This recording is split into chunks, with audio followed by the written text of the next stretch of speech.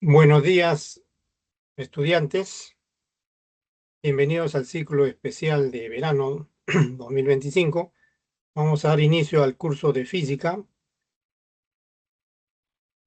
En esta semana 1 vamos a tratar los temas que se indican en la pantalla. Primero, las cantidades físicas como introducción. Luego vamos a estudiar la adición de vectores. Y después ya comenzamos con cinemática estudiando el movimiento rectilíneo uniforme y el movimiento rectilíneo uniformemente variado, ¿no? Esos son entonces los temas que se van a estudiar en esta semana 1. Empecemos con la introducción a las cantidades físicas. Las cantidades físicas son muy familiares a nosotros. Por ejemplo, la regla representa el instrumento con la cual se mide la longitud. A la longitud se le llama por eso una cantidad física, ya que corresponde a una propiedad física de la naturaleza, como es el tamaño de los objetos, ¿no?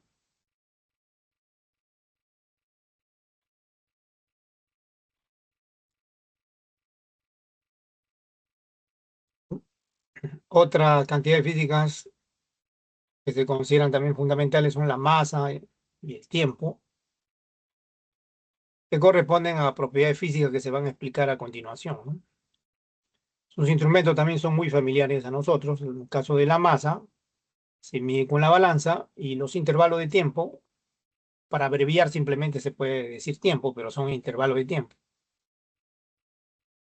Ese reloj, ¿no?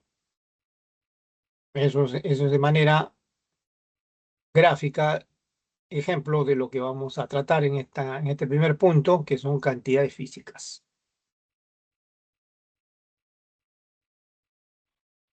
¿Qué es la física como ciencia? En primer lugar, es una ciencia fundamental, ¿no?, que trata de la comprensión y descripción, ¿no?, de fenómenos naturales mediante principios llamados principios físicos, los cuales son concordantes con o deben ser concordantes con las observaciones experimentales, ¿no?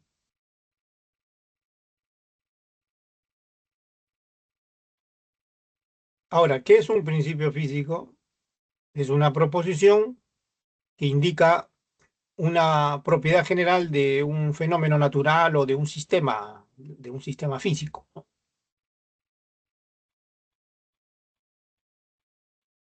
Por ejemplo, cuando decimos que el calor siempre fluye de manera natural desde un lugar caliente de mayor temperatura hacia un lugar frío de menor temperatura, entonces eso es ese enunciado es un principio físico.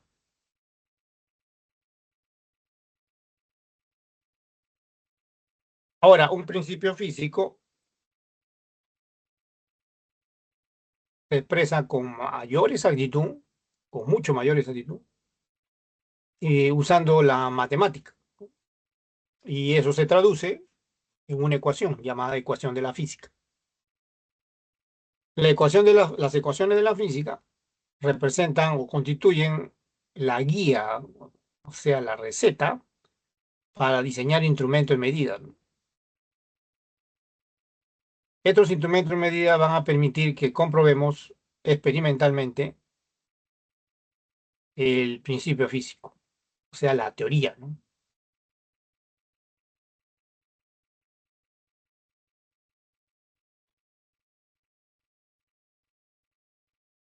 Entonces, la física como ciencia fundamental tiene estas características. Ahora, como se diseñan instrumentos de medida, el siguiente punto a tratar es la medición en la física, ¿no? Como las ecuaciones de la física constituyen la receta para diseñar el instrumento de medida, entonces veamos ahora la medición en la física. Para medir en la física tiene que diseñarse, por supuesto, un experimento, y a través del experimento se hacen las mediciones de las propiedades físicas. Ahora, en general, una medición se debe entender como una técnica, ¿no? Una técnica que se diseña, que se inventa, de modo que se pueda asignar, pues, un número, o sea, se pueda cuantificar, ¿no? Una propiedad física, como resultado de compararla con otra similar tomada como referencia. Ahora, la medición entonces es un proceso y la medida significa el resultado del proceso.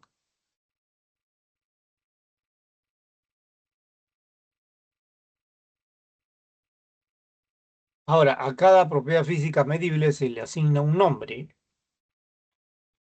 que en general se llama cantidad física. Ahora, una propiedad física es una cualidad, una característica que muestra un fenómeno natural, un sistema natural, ¿no? Y cuando es medible, esa propiedad física que muestra un fenómeno natural, se le asigna un nombre que en general se llama cantidad física, ¿no? Eso significa que a toda propiedad física medible se le asigna pues una propiedad física. A toda propiedad física medible se le asigna un nombre llamado cantidad física. Y a su vez, eso debe medirse, debe tener un instrumento para medirlo.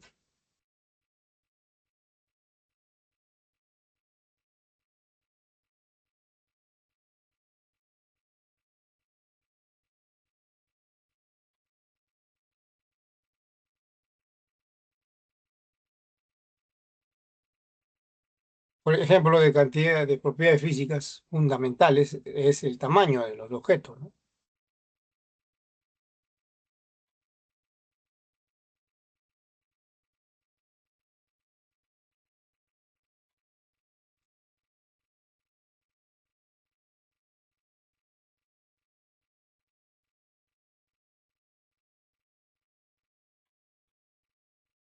Nosotros distinguimos los objetos como grandes o como pequeños, ¿no? ¿Y cómo se llama la cantidad física con que se describe y con que se miden la longitud, ¿no?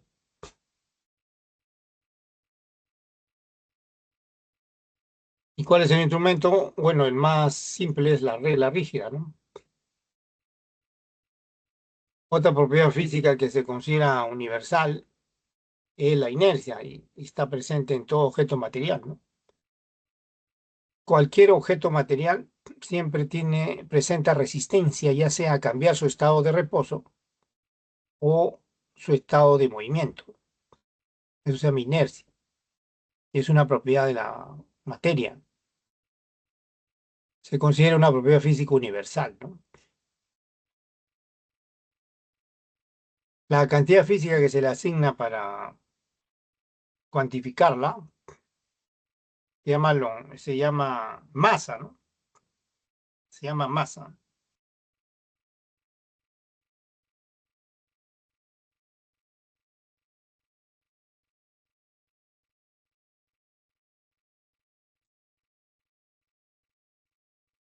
¿Y con qué instrumento se mide la masa? Con la balanza, ¿no?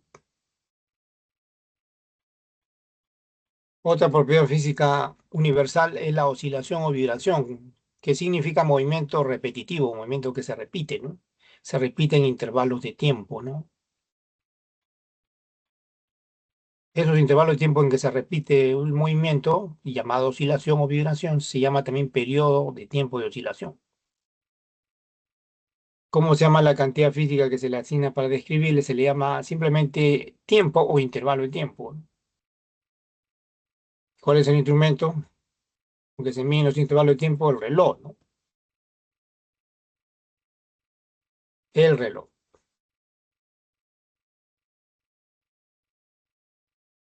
Estos son tres ejemplos de propiedades físicas fundamentales que son totalmente diferentes, independientes,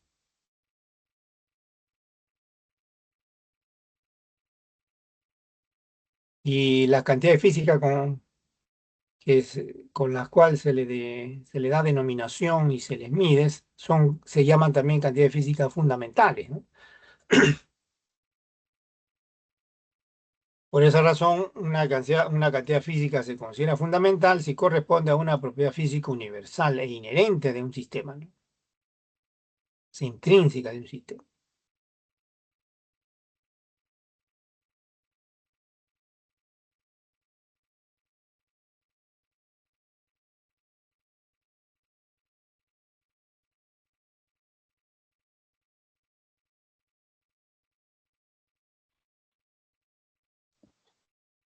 Bien, entonces, esto es en cuanto a la medición en la física. Manera de introducción. Ahora, cuando se miden con, por ejemplo, con instrumentos como el reloj, ¿no? Balanza, la regla y otros instrumentos, ¿no?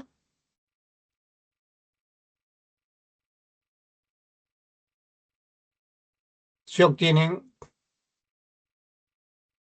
valores numéricos y si las cantidades físicas son diferentes, como las que están viendo ahí, deben expresarse en unidades diferentes. La longitud tiene una unidad diferente a la masa, a su vez la masa tiene una unidad diferente al tiempo. Entonces, cuando se establece de manera convencional un conjunto de unidades con las cuales se expresan las mediciones, eso se llama sistema de unidades. Ahora, ¿cuál es el sistema de unidades predominante en el mundo? Es el sistema métrico llamado actualmente Sistema Internacional de Unidades.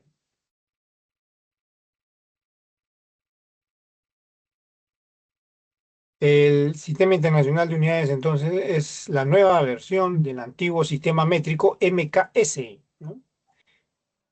MKS. Todavía se difunde en los libros, ¿no? MKS.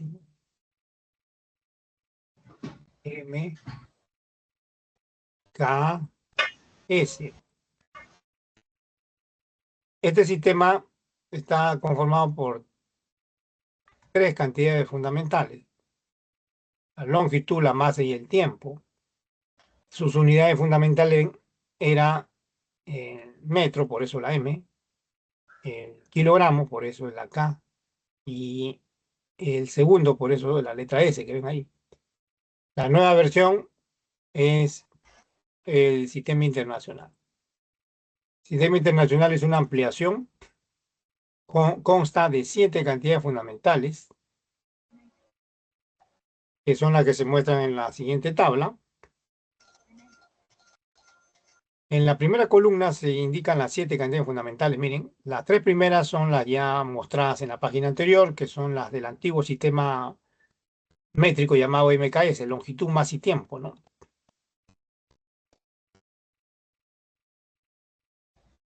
Las cuatro restantes son las que se han agregado. La cuarta es la intensidad de la corriente eléctrica. La quinta es la temperatura termodinámica. La sexta es la cantidad de sustancia. Y la séptima, la intensidad luminosa. Ahora, estas cantidades fundamentales se representan por símbolos llamados dimensiones fundamentales, ¿no? La dimensión de la longitud se representa con L mayúscula, la dimensión de la masa M mayúscula y la dimensión del tiempo con T mayúscula. La dimensión de la intensidad de la corriente eléctrica con I latina mayúscula. La dimensión de la temperatura termodinámica, esta es una letra griega, ¿ya? Z mayúscula, Z mayúscula, Z mayúscula, Z mayúscula.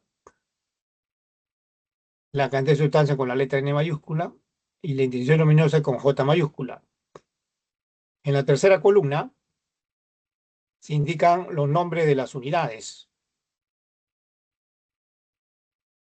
asignadas a la medición de cada una de ellas. Por ejemplo, la unidad de longitud es el metro, la unidad de masa es el kilogramo, la unidad de tiempo es el segundo, ¿no?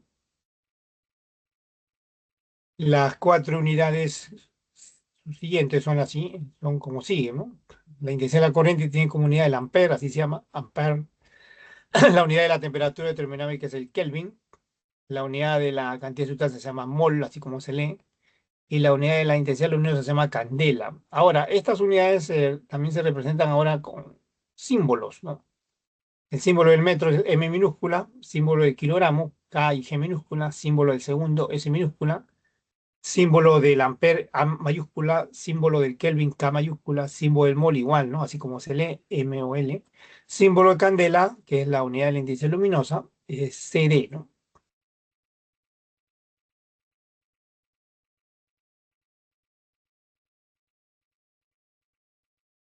Ya, esas son entonces, este es el resumen sobre el Sistema Internacional de Unidades,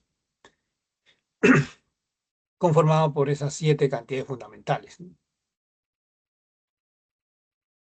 Entonces, en la mayoría de ejercicios, vamos a tener que expresar las unidades de las cantidades físicas, no solo las fundamentales, sino las cantidades derivadas también que vamos a estudiar ahorita, en términos de esas unidades, ¿no? Cuando se miden, ¿no?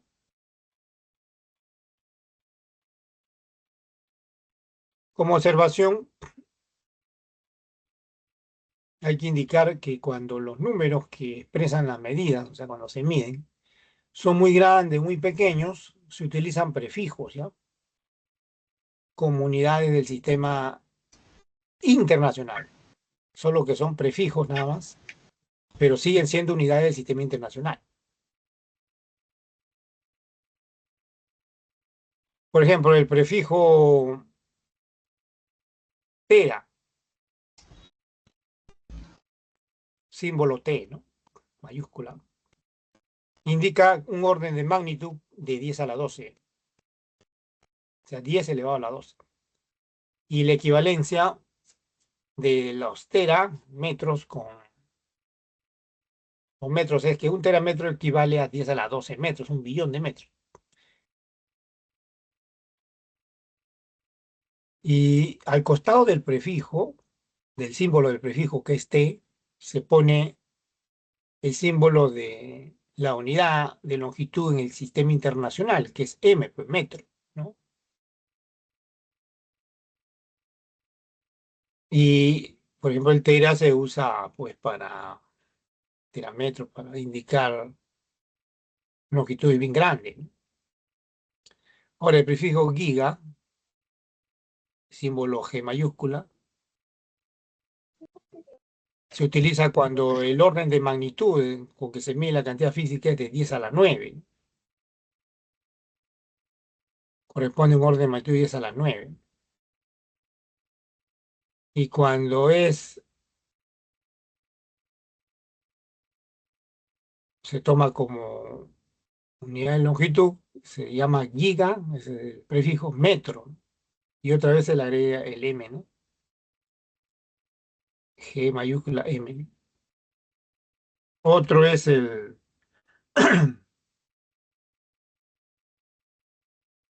mega, ¿no? Prefijo mega, símbolo M mayúscula, son para cantidades grandes que son del orden de 10 a la 6, ¿no? Unidades de longitud que son de 10 a la 6. Así que un megámetro se denota así M y M, ¿no? Corresponde al metro, 10 a la 6 metros. Sin embargo, observen que estos prefijos no solo se usan para unidades de longitud, ¿no? También para otras unidades que puede ser de fuerza, de masa, etcétera, ¿no? De potencia, de trabajo.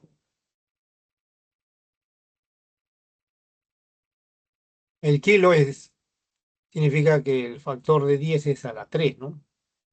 El símbolo del prefijo kilo es K minúscula, así que cuando se trate de kilómetros, un kilómetro se denota así K minúscula, M minúscula, equivale a 1000 metros, ¿no? El prefijo deci, cuyo símbolo es D, o sea, un décimo, significa un décimo, o sea, 10 a la menos uno, se denota así, dm, ¿no? O sea, un decímetro se denota como dm, equivale a un décimo de metro, ¿no? O sea, 10 a la menos uno. Prefijo centi, símbolo es C, ¿no? A la centésima parte de un metro, así que un centímetro, cuyo símbolo es cm, equivale a 10 a la menos 2 metros. Otro prefijo es el mili, ¿no? M es el símbolo, que siempre van los prefijos, como dice prefijo, ¿no? Antepuesto a la unidad, ¿no? A la unidad, en este caso, el que es el metro, ¿no? Mil, entonces, corresponde al factor, al orden de magnitud de 10 a la menos 3, ¿no? Así que 1 milímetro se denota mm, ¿no? Equivale a 10 a la menos 3 metros. Un micro también es un prefijo bastante usado. Tiene como símbolo la letra mu, ¿no?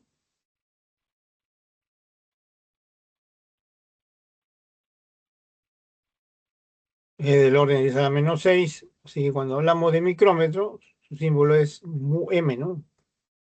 Que es 10 a la menos, equivale a 10 a la menos 6 metros. Nano también es un prefijo, todavía que denota una longitud aún menor, ¿no? 10 a la menos 9 metros. El símbolo es N, así que NM es el símbolo de nano, que significa nanómetro, 10 a la menos 9 metros. Otro, por ejemplo, el pico, ¿no? Símbolo P corresponde al orden de magnitud 10 a la menos 12. Sí, cuando hablamos de picómetro, la notación es PM, ¿no? El prefijo que antepone a la unidad es P, ¿no? El picómetro es la billonésima parte de un metro, ¿no?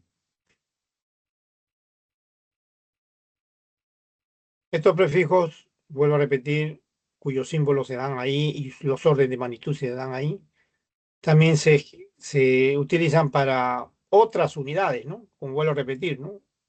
Puede ser unidad de trabajo, el Joule, ¿no? Unidad de potencia, el Watt, etcétera, ¿no? Unidad de frecuencia, Hertz, ¿no?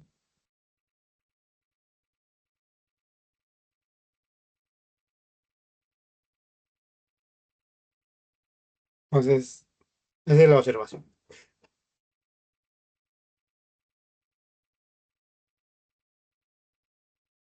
Bien, para completar esta introducción sobre las cantidades físicas,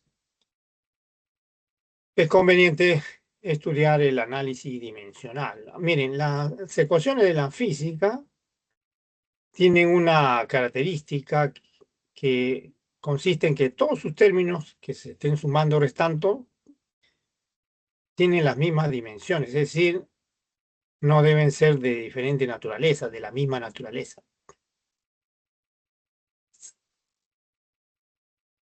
Y con las mismas unidades, ¿no? Cuando se suman o se restan, deben tener las mismas unidades y por consiguiente corresponden a las mismas dimensiones.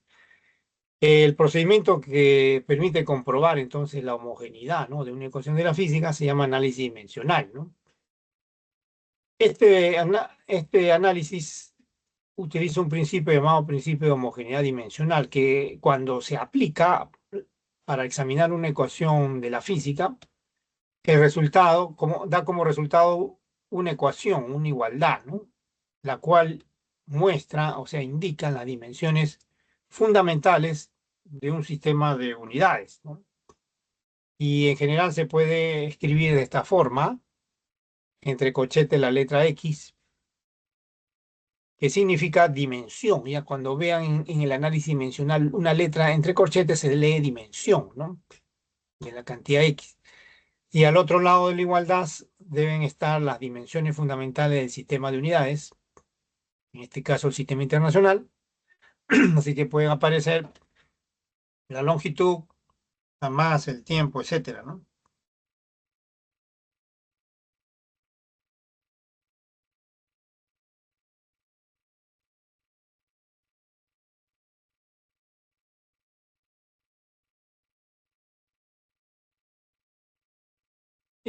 También hay exponentes, ¿no? Ahí aparecen A, B, C, etcétera, ¿no? Pero estos exponentes se escriben como números enteros o fracciones de números enteros. No se deben escribir números con infinitos decimales porque nunca terminarían de leerlo, ¿no? O son enteros o fracciones.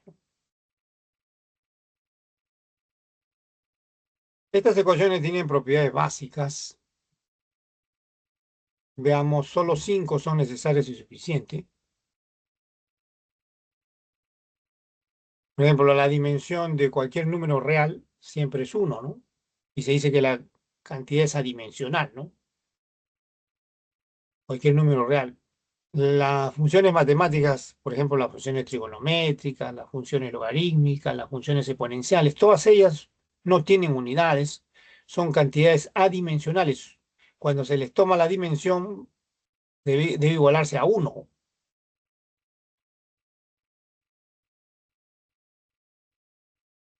Otra propiedad es la dimensión del producto, ¿no? De dos o más cantidades es igual al producto de las dimensiones de cada uno de ellos, ¿no? Se pueden separar las dimensiones, como pueden ver ahí.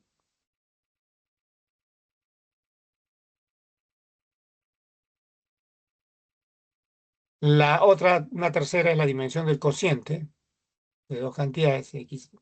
También se pueden separar.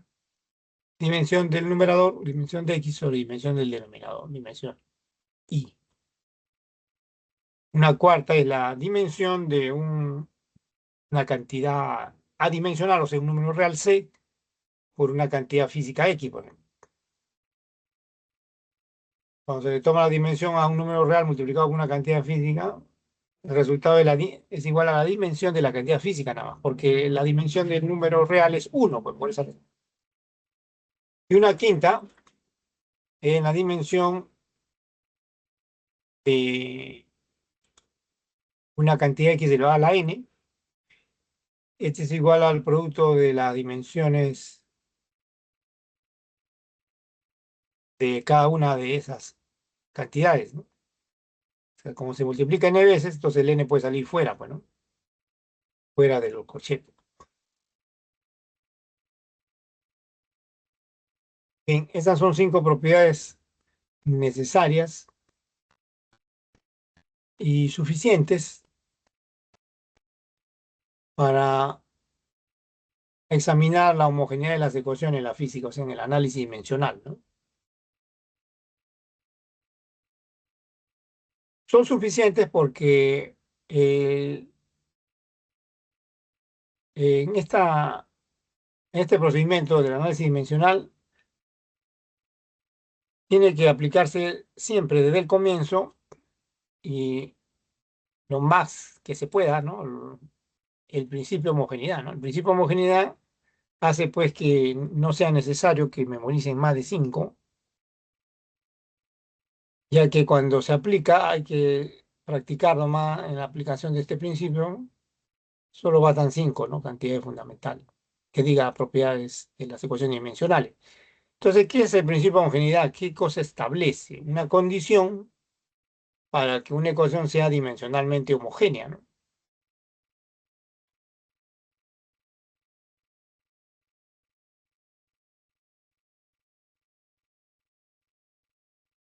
Indica que todos los términos de una ecuación de la física tienen la misma dimensión.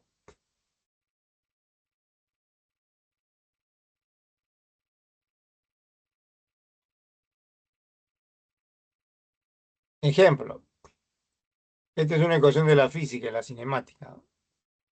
V a la minúscula a la izquierda representa la velocidad final. V sub 0 a la derecha, la velocidad inicial, más A la aceleración y T el tiempo, multiplicado por el tiempo. Entonces, el requerimiento del principio de homogeneidad es que las dimensiones de cada uno de los términos debe ser la misma. La dimensión de la velocidad final en el lado izquierdo es igual a la dimensión de la velocidad inicial en el lado derecho, igual a la dimensión del producto de aceleración por tiempo en el lado derecho. Entonces, estas igualdades indican pues el requerimiento del principio de homogeneidad. Además, también indican que las unidades son homogéneas. Por ejemplo, si la velocidad tiene como unidad metro por segundo, en todos los términos que se estén sumando en esa ecuación, las unidades también son las mismas, ¿no? Metro por segundo.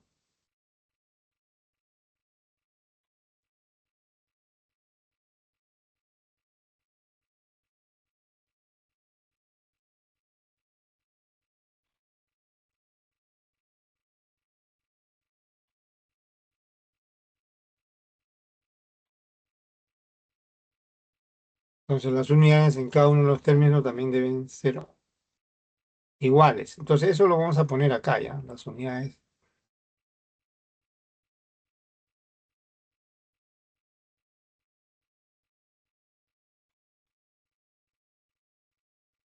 En todos los términos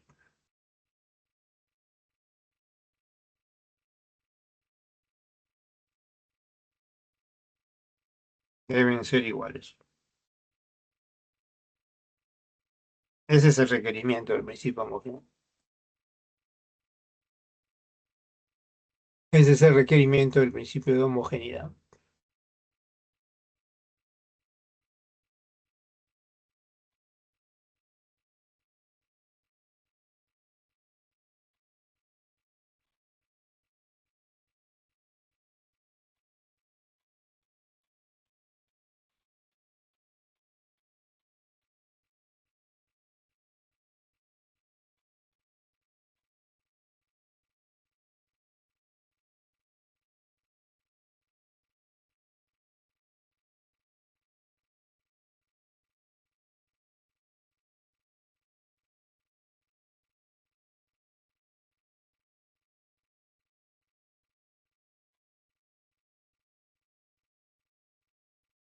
Antes de pasar a los ejercicios, veamos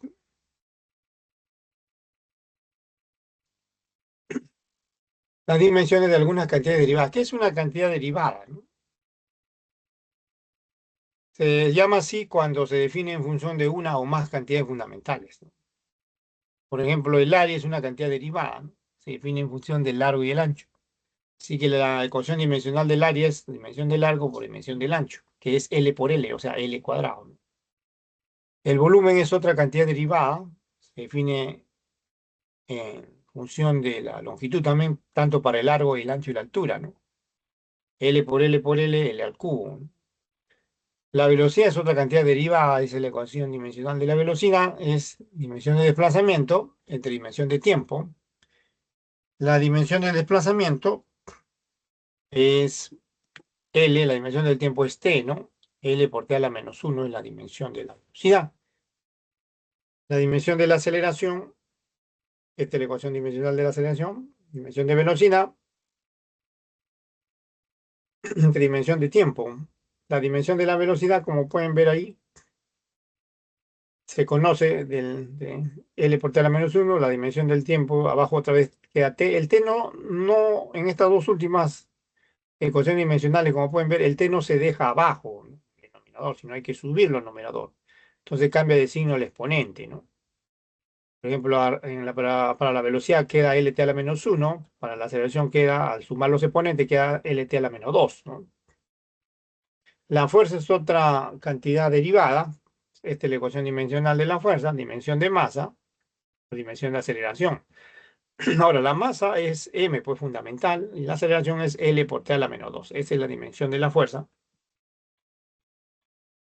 La dimensión de la presión es dimensión de fuerza, su dimensión de área. Esta es la ecuación dimensional. Arriba escribimos la dimensión de la fuerza. MLT a la menos 2, se cancela un L.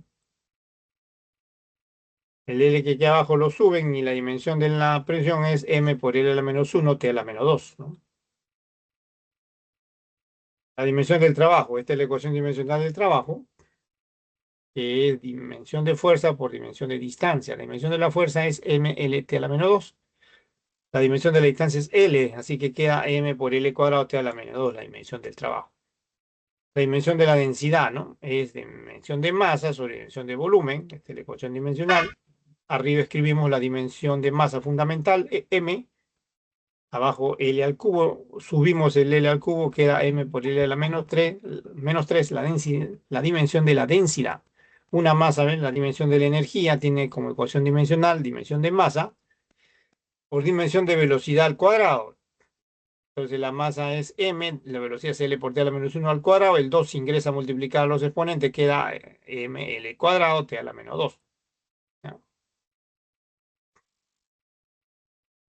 Esta es una lista de dimensiones de algunas cantidades derivadas que se presentan frecuentemente en los problemas, ¿no? Veamos ejemplos. Vamos a los ejercicios.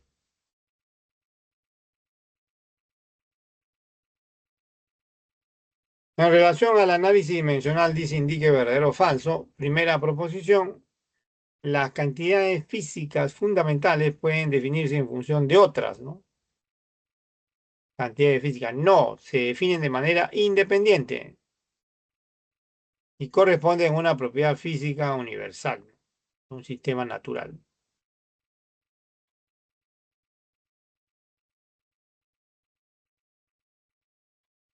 Entonces eso es falso, ¿no? Entonces la primera proposición es falso, las cantidades físicas se definen de modo independiente, no es en función de la cantidad de física, de otras cantidades físicas, ¿no? La de cantidades derivadas sí, ¿no? Segunda proposición, se refiere también al análisis dimensional, dice que permite comprobar si una ecuación que expresa una ley física es dimensionalmente homogénea. Correcto, ¿no? El análisis dimensional es un procedimiento, como le dije, que permite comprobar la homogeneidad, ¿no? Dimensional de una ecuación de la física, o sea, una ley física. Ese es correcto, verdadero. Tres, el análisis dimensional dice que permite, en una ecuación de la física, una ley física, determinar la magnitud de una constante. No, no, porque mire, el análisis dimensional permite determinar dimensiones, no determina la medida de una cantidad física, ¿no? Sino dimensiones nada más, ¿no? Cuando uno habla de determina la magnitud de una constante, se refiere a la medida de una cantidad física. No, el análisis dimensional determina dimensiones, ¿no? De las cantidades físicas. Falso, ¿no? Y esa es la respuesta. Falso, verdadero, falso en la pregunta uno, ¿no?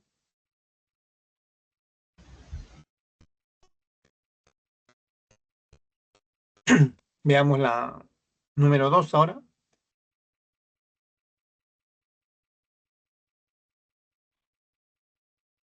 Número 2 ya. También sobre análisis dimensional. Por ejemplo, aquí le dan una ecuación de la física, fuerza, F fuerza, igual G, M1, M2 son masas, ¿no? Producto de masas arriba y abajo, D, que es distancia al cuadrado, ¿no? Dice que es dimensionalmente homogénea y le están pidiendo determinar la dimensión de la constante. Dimensión, como pueden ver. Bien, en estos problemas, como lo que quiero solo es determinar la dimensión de una cantidad física desconocida, que es G, entonces primero podemos despejar G, ¿no? Para que sea más fácil. Y cuando se despeja G, G, la ecuación queda reescrita de la siguiente manera, miren. D al cuadrado pasa a multiplicar a F, queda arriba, F por D cuadrado, y abajo pasa a dividir el producto de las masas, ¿no? MS1, MS2, ¿no? Y ahora sí, a partir de aquí puedo empezar a resolver el problema. Lo primero que tienen que hacer es aplicar el principio de homogeneidad, ¿ya? Por ahí siempre comienzan. Vamos a aplicar el principio de homogeneidad. Exige que las dimensiones del lado izquierdo, o sea, de G, y del lado derecho, sean iguales. Y además también vamos a usar las propiedades que sean necesarias, ¿no? Primero, el principio de homogeneidad, que es desigualdad, ¿no? Dimensión del lado izquierdo, o sea, dimensión de G, es igual a la dimensión de la expresión del lado derecho. Ahora, podemos aplicar las propiedades para separar las cantidades que hay. Por ejemplo, arriba tenemos y abajo también, eso es una fracción, se divide. Se separa la dimensión del numerador sobre la dimensión del denominador. A su vez también se separan los factores, dimensión de f por dimensión de d al cuadrado. Abajo también se separan los factores, dimensión de m1 por dimensión de m2. Y todo queda listo ahora para reemplazar las dimensiones, ¿no? La dimensión de la fuerza es m por l por t a la menos 2. La dimensión de la distancia es L cuadrado, la dimensión de las masas, M por M, M cuadrado.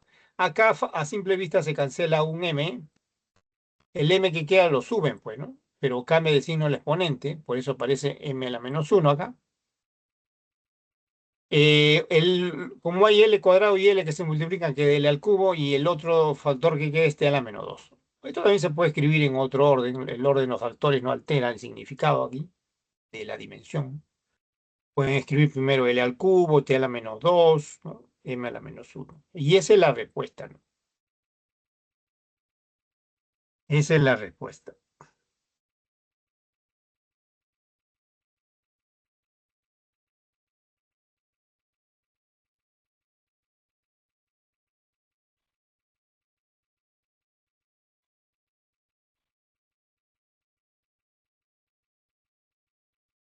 Sigamos avanzando con la teoría. Hasta aquí hemos visto suficiente en cuanto a la introducción sobre las cantidades físicas. Ahora vamos a estudiar ya un tema muy importante, ya que representa una herramienta matemática bastante útil, que es la adición de vectores o el análisis vectorial, que es en general, pero del análisis vectorial solo vamos a estudiar la adición nada más de vectores. Así que pasemos a la teoría nuevamente. Adición de vectores. Vamos a estudiar la adición de vectores por ambos métodos, el método geométrico, que consiste en formar figuras geométricas, y el método analítico, que se llama método de la composición rectangular, ¿no?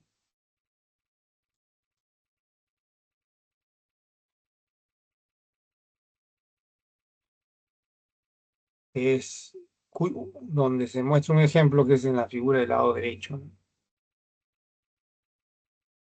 Lo primero que debemos entender es la clasificación de la cantidad física, ¿no? Las cantidades físicas se pueden clasificar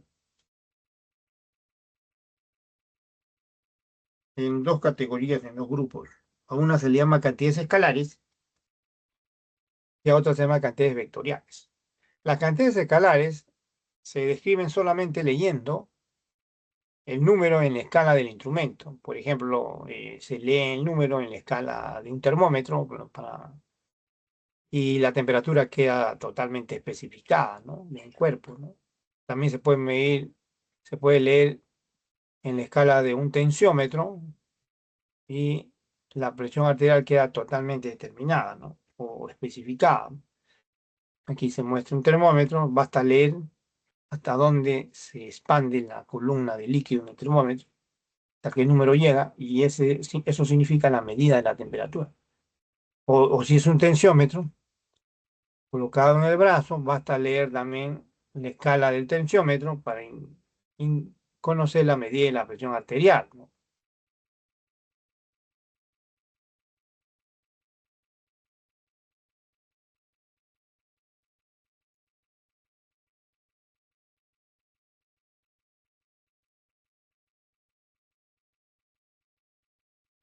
Hay otro grupo que es el que nos interesa, son las cantidades vectoriales, ¿no? O vectores, ¿no?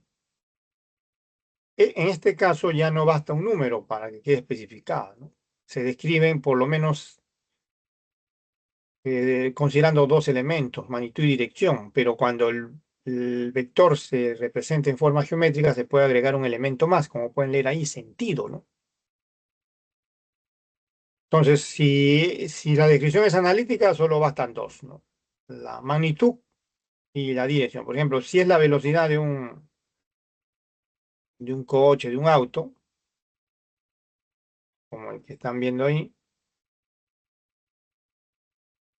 si al describirlo analíticamente solo basta indicar con qué rapidez se mueve el auto, ahí en el odómetro, en el odómetro dice 70, ¿sí? Y la dirección, ¿no? Que es, por ejemplo, hacia la derecha. Ahora, si esa velocidad se representa con una flecha, como pueden ver ahí en la pista, hay que agregar la cabeza de la flecha, que es el sentido. Por consiguiente, es necesario tener en cuenta la representación geométrica de un vector mediante un segmento orientado o flecha, ¿no? La flecha está contenida a lo largo de una recta, que en realidad esa recta indica la dirección. Esa flecha de azul está contenida, tiene un origen y un final, origen en O, final en P, así que tiene una magnitud finita el vector. También Ese es un primer elemento. Otro elemento es el ángulo que forma el vector con una recta de referencia. Cualquier recta de referencia. Aquí está considerándose esta recta con líneas interrumpidas, o sea, con líneas discontinuas, ¿no? Así que el ángulo que forma esa flecha, ese vector con la recta de referencia indica la dirección. Y la cabeza de la flecha no está de adorno, indica el sentido, ¿no? ¿Ya? Entonces, analíticamente solo bastan dos elementos, magnitud y dirección. Pero geométricamente se puede agregar otro elemento más, que es el sentido indicado por la cabeza de la flecha. Ahora bien, como vamos a estudiar la adición de vectores, vamos a estudiar las reglas básicas, entonces, ¿no? La regla más elemental es la del triángulo, ¿no? Que consiste en dibujar tres vectores para formar un triángulo.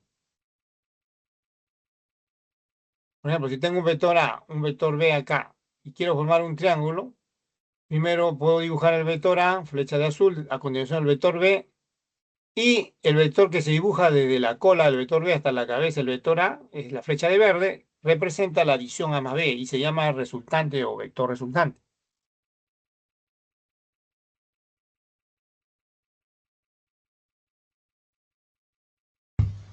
Ahora, esta regla tiene una propiedad llamada cíclica que consiste en lo siguiente. Miren. Si tengo un vector flecha de azul y a continuación dibujo el otro vector B y a continuación cierro el triángulo con otro vector, ¿no? C, ¿no?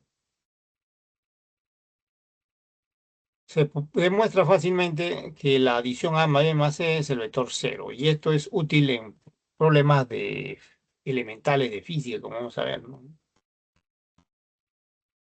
La regla.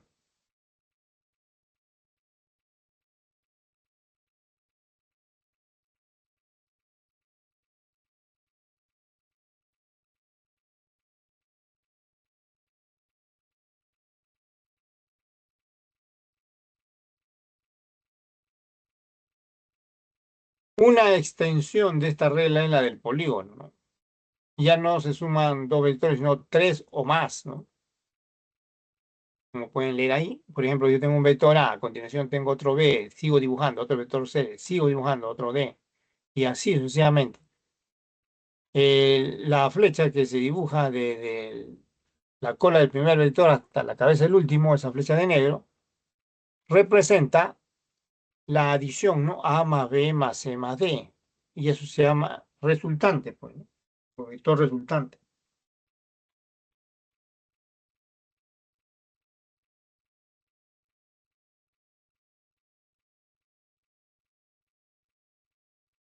En este caso, también vale la propiedad cíclica, miren. Si dibujo un vector a continuación de otro, A, B, C, D, y un último vector E, de modo que termine donde empecé a dibujar, se ha cumplido un ciclo, entonces. Así que aquí también se puede demostrar que la suma de esos cinco vectores es igual al vector cero, ¿no?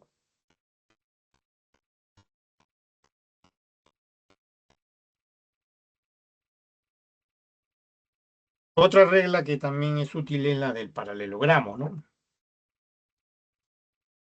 Consiste en dibujar dos vectores con origen común, luego trazar, ¿no? Líneas paralelas a ellos para formar un paralelogramo, como dice en la misma palabra paralelogramo. Si, por ejemplo, si tenemos dos vectores A y B con origen común, ¿no? Flechas de azul y rojo, que forman un ángulo entre ellos, ¿no? Vamos a poner teta, ¿no? Entonces, al trazar paralelas a los vectores B, por ejemplo, y después al vector A, ¿qué se ha formado ahí?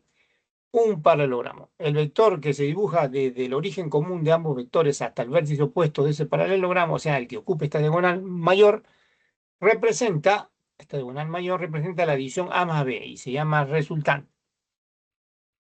Esta regla permite determinar la magnitud de la resultante. La magnitud, por si acaso, se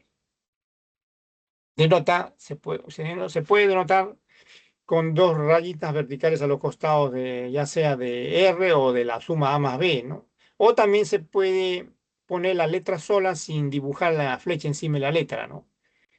Y se demuestra que está dado la magnitud por la raíz cuadrada de la suma de los cuadrados de las magnitudes de los vectores, o sea, al cuadrado más el doble producto de ambos por el coseno del ángulo comprendido entre ellos, que es teta, ¿no? Ahora, no debe confundirse esta fórmula con la ley del coseno que se estudia en trigonometría.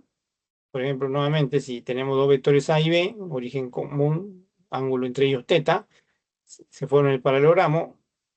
Ahora, el vector que ocupa la otra diagonal, le vamos a llamar vector diferencia, y se escribe como la diferencia entre los vectores A y B, o sea, A menos B. Ahora, en trigonometría se sabe que en este triángulo que ven ahí, ¿no? Limitado por los vectores en este triángulo, el vector opuesto al ángulo teta, o sea, a este lado donde está el vector de verde, es D, ¿no? Entonces, por la ley del coseno, la magnitud de D, o sea, la longitud de ese lado, que no es otra cosa que la diferencia A menos B,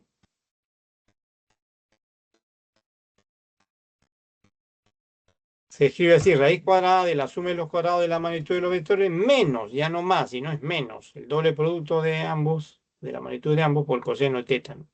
Como pueden ver, son diferentes. A simple vista, en la misma figura son diferentes. Un diagonal o un vector, el vector resultante ocupa la diagonal y el vector diferencia la otra diagonal, ¿no?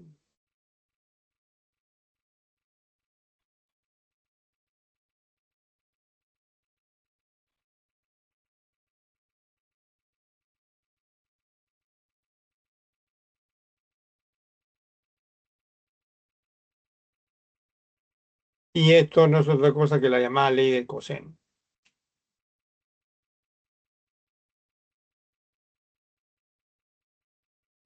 Antes de pasar a la resolución de problemas, es conveniente tener en cuenta conceptos básicos adicionales. Cinco son necesarios y suficientes, ¿no?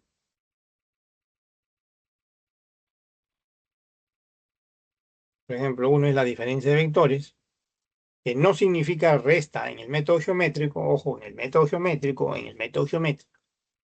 Diferencia de vectores no existe, o sea, mejor dicho, sustracción, ¿no? O sea, resta de vectores no existe.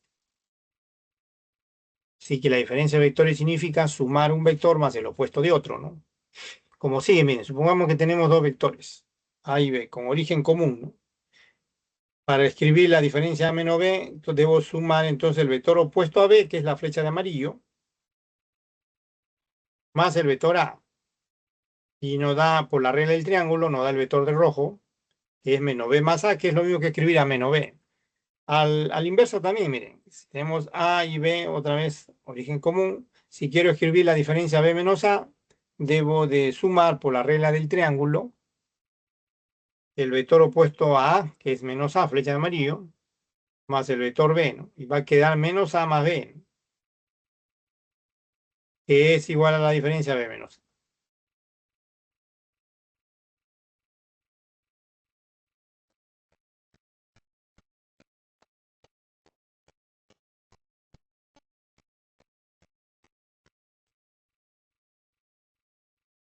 Una herramienta importante en la adición de vectores es la traslación también, ¿no?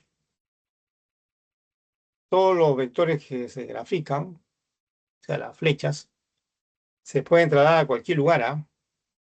Sin alterarse, pero para que se trasladen sin alterarse deben conservar sus tres elementos: magnitud, dirección y sentido, ¿no? Por ejemplo, si este es un papel cuadriculado en el cual estoy escribiendo, o estoy dibujando los vectores, este vector de rojo no se altera si lo traslado a cualquier otro lugar y lo pinto, por ejemplo, de otro color, ¿no? O lo utilizo otro color, con tal que no se altere el tamaño, sea la magnitud, la dirección y el sentido, el vector no se altera. Pero si uno de esos elementos se altera o cambia, ya no es el mismo vector, es otro. Otro concepto básico es la igualdad de vectores. Dos vectores son A y B, por ejemplo, son iguales si sus tres elementos son iguales, ¿no? Y por consiguiente son indistinguibles, A igual B. Otro concepto es el de vectores paralelos, ¿no?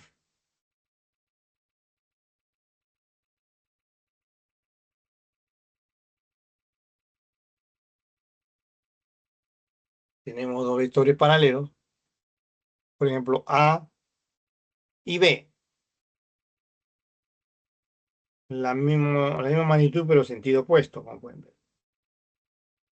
Entonces, cuando se tienen dos vectores opuestos, estos verifican lo siguiente. Miren, la suma siempre es el vector nulo, vector cero. Así que el vector A se puede escribir igual al vector menos B o viceversa, ¿no? B igual al vector menos A.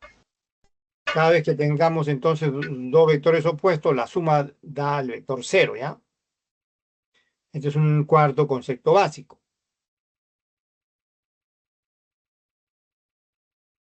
Un quinto concepto es el de vectores paralelos, ¿no? Dos vectores A y B son paralelos, como pueden ver ahí, sí se pueden escribir así, se puede escribir así, miren, de esta manera. O sea, están linealmente relacionados, ¿no? O mejor dicho, están proporcionalmente relacionados, ¿no? Es decir, uno de ellos se puede escribir igual a un escalar, o sea, un número real multiplicado por un vector. Eso significa que estos vectores A y B son paralelos, ¿no?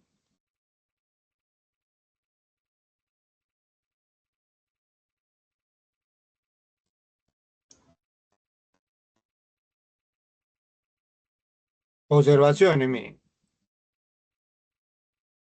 Si tenemos dos vectores paralelos, ¿no? A y B,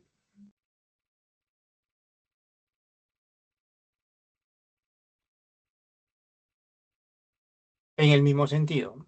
Este es un caso, ¿no? El número real debe ser positivo. El ángulo entre ellos es cero, ¿no? Y cuando los vectores paralelos tienen el mismo sentido, el ángulo entre ellos es cero y nos da una resultante de magnitud máxima, la cual se obtiene simplemente sumando la magnitud de los vectores. Pero ¿qué pasa si los vectores paralelos tienen sentidos opuestos? El ángulo entre ellos es pi, ¿no? Y la resultante nos da un valor mínimo, ¿no? O sea, la magnitud de la resultante es mínima y se obtiene restando la magnitud la mayor magnitud menos la menor magnitud. O sea, el vector de mayor magnitud menos el vector de menor magnitud. Se obtiene restando entonces la magnitud mayor, que en este caso, por ejemplo, es el A, ¿no? Menos la menor que B, ¿no? Aunque aquí se está poniendo valor absoluto, ¿no? Porque no se sabe en general qué vectores es mayor que el otro, ¿no? Qué magnitud es mayor que el otro. Pero si A es mayor, la magnitud de A es mayor que la magnitud de B, simplemente se escribe A menos B, ya no es necesario el valor absoluto.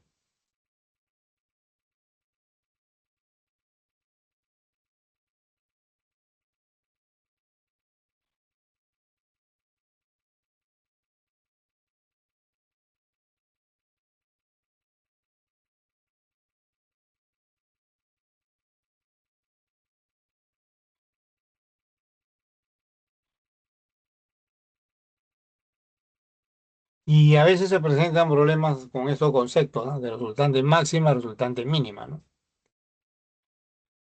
Así que tengan en cuenta estas observaciones, ¿ya? Estas observaciones.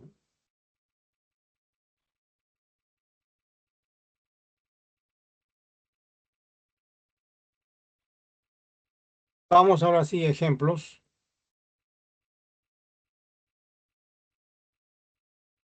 A ver, hacemos al número 3 que es de verdadero o falso. Dice, en relación a la adición de vectores, indique verdadero o falso. Primera proposición, si la magnitud de la suma y la diferencia de dos vectores son iguales, entonces los vectores son perpendiculares entre sí, ¿no? Veamos entonces, ¿qué significa que la magnitud de la suma es igual a la magnitud de la diferencia? Significa que la magnitud del vector A más B es igual a la magnitud del vector A menos B, ¿no? Y ya sabemos, hemos visto en la regla del paralelogramo y en la ley del coseno, que la fórmula para determinar la magnitud de la suma es esta de acá, ¿se acuerdan? Raíz cuadrada de A cuadrado más B cuadrado más dos veces A por B por coseno de teta. Y la fórmula para determinar la magnitud de la diferencia de dos vectores es A al cuadrado más B cuadrado menos 2A por B por el coseno de teta. Elevamos al cuadrado. Aquí para pasar este otro término hay que elevar al cuadrado ambos lados, ¿no? estoy elevando al cuadrado, desaparece la raíz, ¿no? Y queda lo que está acá abajo, miren. Aquí abajo voy a cancelar b cuadrado a un lado, a al cuadrado. Va a quedar 4 veces a por b coseno de teta, ¿no? 4 veces a por b coseno de teta, de donde sale despejando coseno de teta, queda coseno de teta igual a cero, ¿no? Y si el coseno de teta es cero, el ángulo es 90, pues, ¿no? Ya que los vectores A y B,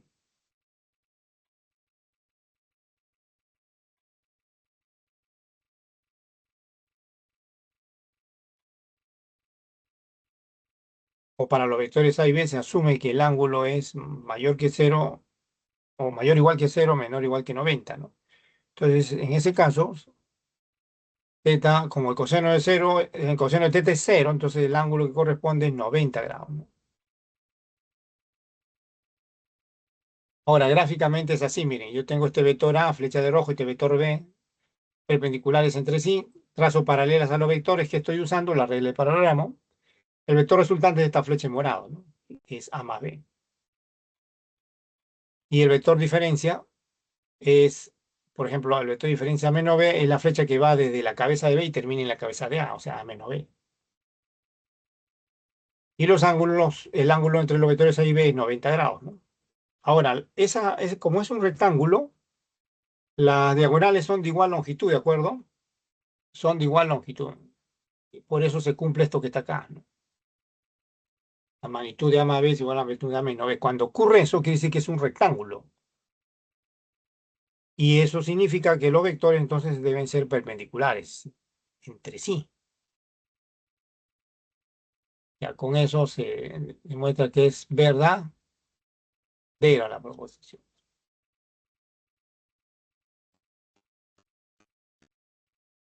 Dos, si la suma de dos vectores es nula, se puede afirmar que los vectores son de igual magnitud y de direcciones contrarias.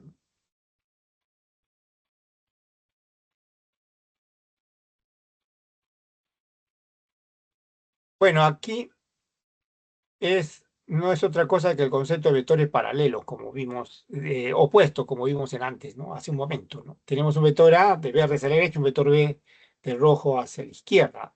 Estos pueden ser vectores opuestos, ¿no? De igual magnitud, sentidos opuestos. Si es así, la suma es automáticamente el vector cero, ¿no? Se desaparece, ¿no?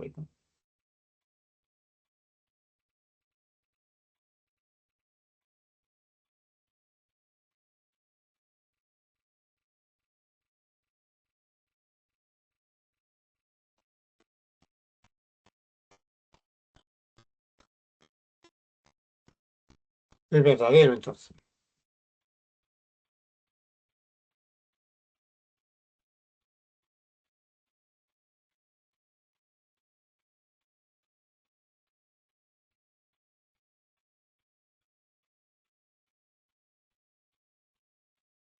Para que se cancelen entonces dos vectores cuando se suman, deben ser vectores opuestos, no hay otra posibilidad.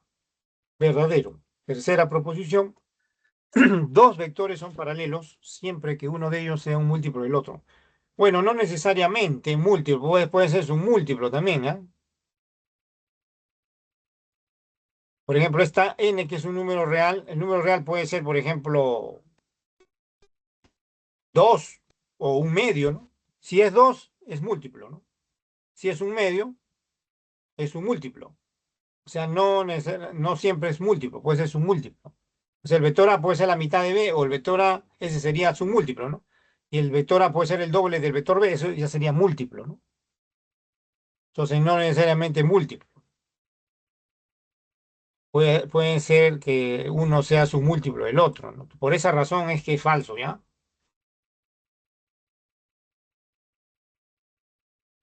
Por esa razón es que es falso.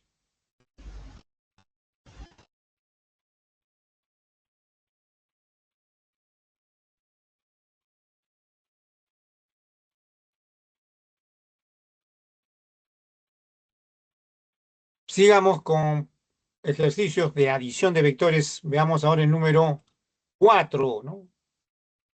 Voy a borrar primero esto.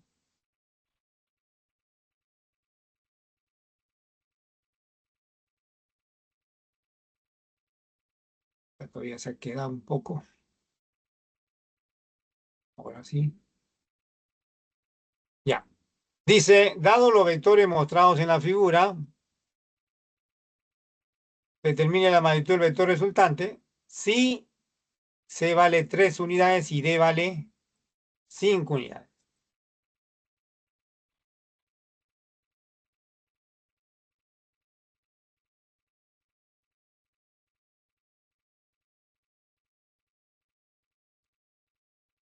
O sea, ese se refiere a la magnitud, por supuesto. Veamos la figura, ¿ya? Tenemos un vector A de rojo, un vector B de azul, este de verde va a ser el vector C, este de amarillo va a ser el vector D, este va a ser el vector E, este va a ser el vector F. Esa es la figura, ¿eh?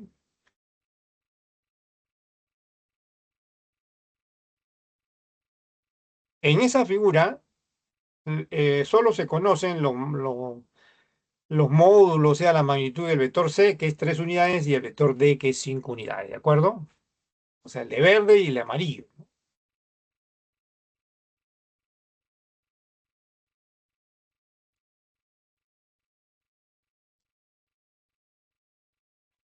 Además le dan este ángulo también, ¿ah? 120 grados entre los vectores A y C, ¿ya?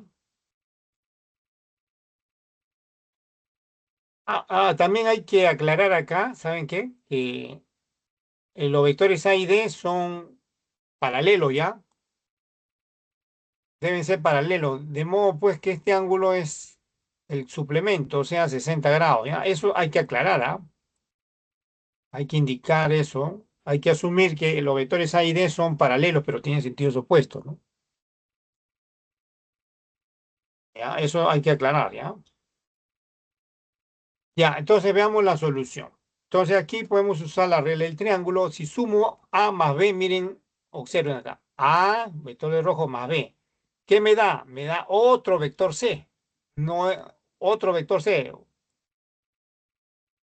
Así que voy a tener dos vectores C. Ahora, si sumo, miren, el vector F más E, F más E,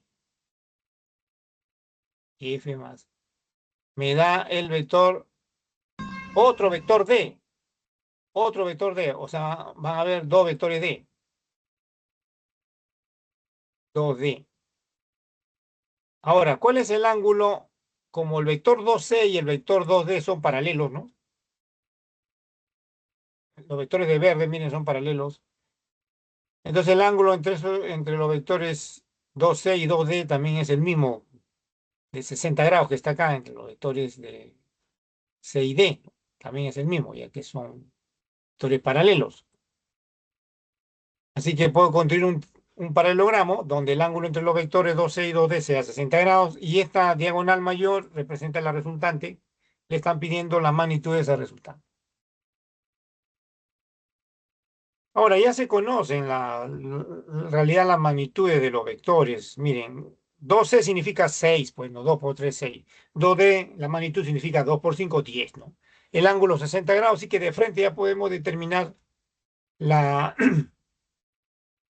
la magnitud, pero a veces, ¿saben qué? A veces le piden no la magnitud del vector resultante, ¿ya? Por eso vamos a aclarar esto, ¿ya?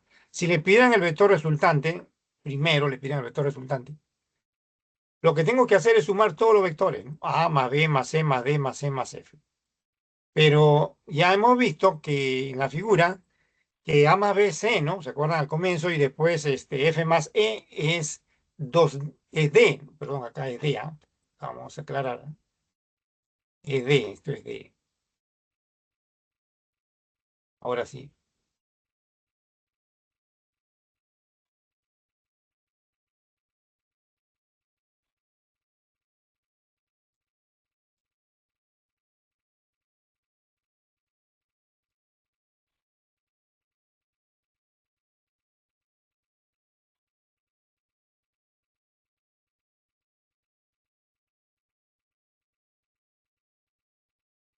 Entonces, 2 en uno, donde dice A más B pongo C. Así que voy a tener C más C, 2C. Donde dice F más E o E más F pongo D. Entonces voy a tener D más D, 2D. ¿Ven? Puede que ustedes le pidan el vector resultante y el vector resultante va a ser 2C más 2D. Ahora sí, en realidad lo que debimos haber aplicado inmediatamente es esto, ¿no? La fórmula de la regla de paralelogramo. 2C al cuadrado más 2D al cuadrado más el doble producto de 2C por 2D por coseno 60. 2C es 2 por 3, pues, ¿no? O sea, 6 al cuadrado. 2D es 5 por 2, o sea, 2 por 5, 10 al cuadrado. Más 2 por 6 por 10 por un medio, que es el coseno de 60. Acá fácilmente le va a salir exactamente 249, que sí, pues, ¿no? A ver,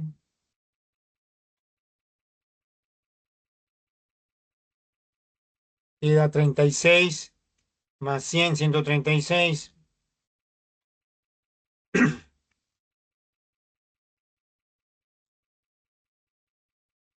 más 60.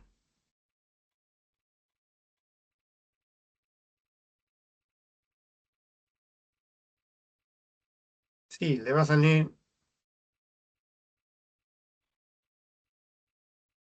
exacto, ¿no?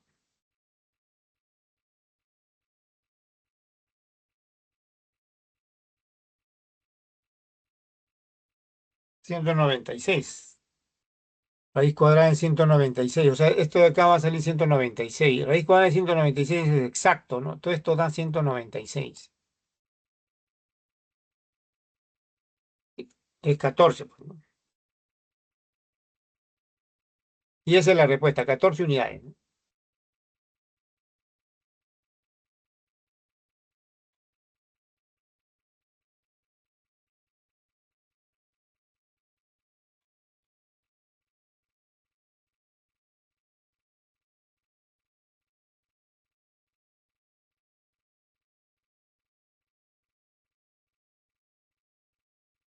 Bien, este es un ejemplo que muestra la adición de vectores por el método geométrico. Ahora estudiemos la adición de vectores por el método analítico. Vamos a la teoría,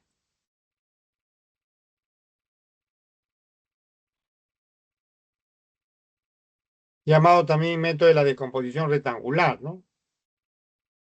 Consiste en proyectar un vector perpendicularmente sobre los ejes de un sistema de coordenadas. Pues, supongamos que tenemos un papel cuadriculado, ¿ya? Sobre el cual dibujamos nuestro sistema cartesiano XY en 2 dimensiones. Se llaman XY comúnmente a los ejes, ¿no? Estos ejes contienen a todos los números reales positivo y negativo. Podemos convenir en orientar los ejes como se muestra ahí. Hacia la derecha los números reales positivos, en el eje X a la izquierda los números reales negativos.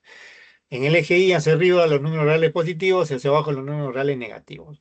Si dibujamos un vector a partir del origen de coordenadas, por ejemplo, el vector A de magnitud A y ángulo teta, o sea, la dirección con el eje X teta, ¿en qué consiste la descomposición? En proyectar el vector A perpendicularmente, como pueden ver, sobre cada eje. Cuando lo proyecto sobre el eje X, tengo este vector. Cuando lo proyecto sobre el eje Y, tengo este otro vector. A esas componentes, esos componentes del vector A se le llama o se le nota con su índice referido al eje, ¿no? Por ejemplo, esta componente aquí en el eje X es su índice X a su X, en el eje Y es a su Y. Y se pueden utilizar argumentos de trigonometría para escribir los componentes en función de la magnitud del vector A y el ángulo, ¿no?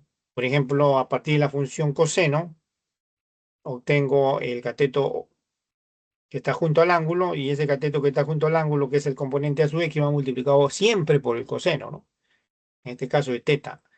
El número va a indicar la magnitud y el signo va a indicar la dirección, que en este caso es en la dirección del eje más X, ¿no? Si estuviera apuntando hacia la izquierda sería el signo negativo, ¿no? Análogamente, con la función seno de teta, escribo el cateto opuesto al ángulo teta. Cuando está opuesto el cateto al ángulo teta, que es el componente a su y, se va multiplicado por el seno del ángulo. O sea, la hipotenusa que es A, o sea, la magnitud del vector A por el seno del ángulo.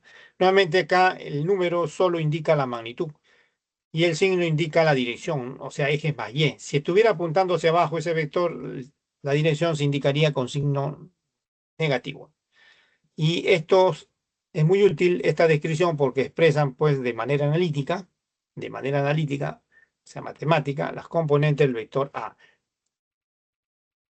También se puede estudiar algunas representaciones analíticas de vectores, las cuales se expresan en función de los componentes. Miren, si es como se hace en matemática, en la forma de un par ordenado, un vector, vamos a suponer que esté en dos dimensiones, y conocemos sus componentes, se puede describir por un simple par ordenado, ¿no? A su X, a su Y. O también, otra forma es indicando la magnitud y la dirección, ¿no?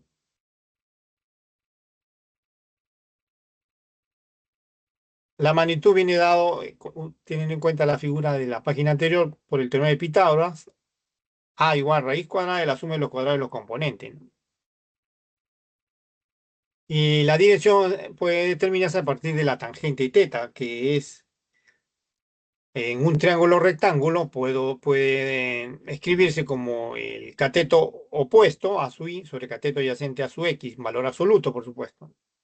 Y de acá se despeja el ángulo, que va a ser la tangente inversa de esa razón, ¿no? A su y sobre a su x, valor absoluto. Si conocemos esa razón, se conoce el ángulo. Por ejemplo, si esa razón vale 1, la tangente inversa de 1 es 45 grados, ¿no? Eso lo pueden ver en su calculadora, ¿no? Científica.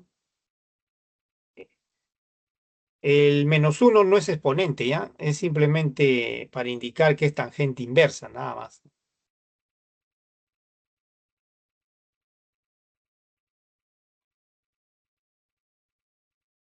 Eso indica la dirección. Con esto ya se puede estudiar.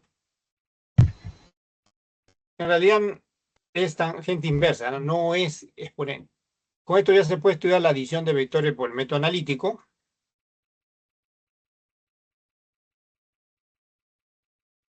que en general consiste en tres pasos, como máximo, ¿no? ¿Por qué digo como máximo? Porque a veces, según los datos que tengan, con el primer paso nada más se puede resolver un problema. A veces con los dos primeros, a veces con los tres, ¿no?